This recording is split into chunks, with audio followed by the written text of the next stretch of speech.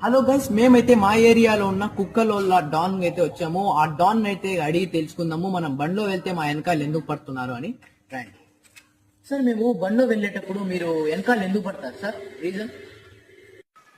ఇప్పుడు ముందు నాకు ఇది చెప్పు. దయాలు దింగించుకునే టైంలో మీకు బయట ఏం పనిరా? మీరు బయట ఏమడిగి దింగుతా ఉంటారా? కొంపల్లో ఉండకుండా మీరు దయ్యాల్లాగా బయట తిరిగితే మాకు దయ్యాలు ఎవరు మనుషులు ఎవరని ఎట్ట కనుక్కునేది?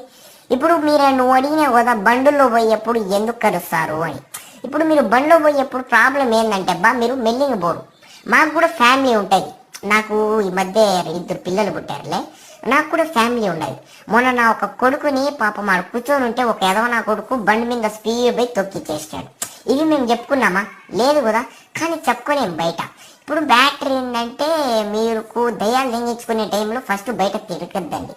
మేము ప్రతి ఒక్క ఇల్లుది అన్నం తిన్నాం కాబట్టి వాళ్ళకి విశ్వాసం చూపించి సెక్యూరిటీ గార్డ్ లా పనిచేస్తాం. మీరు కూడా ఇళ్ళల్లో ఉండండి. 9 లోపల మేము ఏం చేయం, అంతే.